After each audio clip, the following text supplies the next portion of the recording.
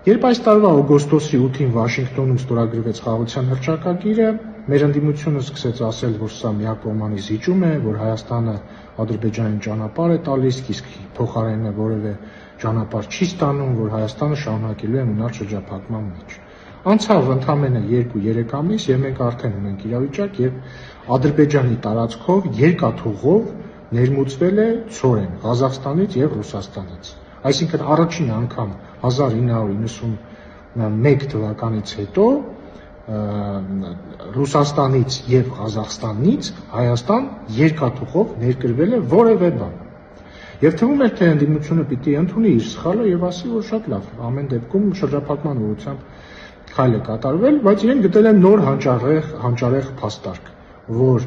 Ղազախստանից ներմուծված ցորենը 4-րդ կարգի է։ Եվ նման կերպ իրենք փորձում են նսեմացնել տեղի ունեցածի կարևորությունը, բայց իրականում ընդդիմությանը պետք է հիասթափեցնել։ Հայաստան տարբեր կարգերի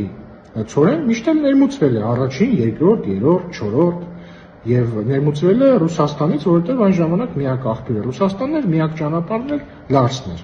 Հիմա կրկին ցորենի տարբեր կարգեր մենք կարող ենք ներմուծել նաեւ Ղազախստանից եւ նաեւ Ռուսաստանից, բայց արդեն երկաթուղով Ադրբեջանի տարածքով։ Ինչու ունեն ցորենը, ինչու տարբեր կարգի կարող է լինել, որովհետև տարբեր որակի եւ տարբեր կարգի ցորենը օգտագործվում է տարբեր բաների արտադրության մեջ, ասենք ինչ որ կարգի ցորենը կարող է օգտագործվել անասնակերի արտադրության մեջ, այլ կարգի ցորենը հաց թխելու մեջ, կարող են տարբեր կարգի ցորեններ խառնել եւ այլ համապատասխան արտադրանք ստանալ եւ այսպես շարունակ։ Ահա այն ամենը, ինչ ուզում էի ասել ընդդիմության եւ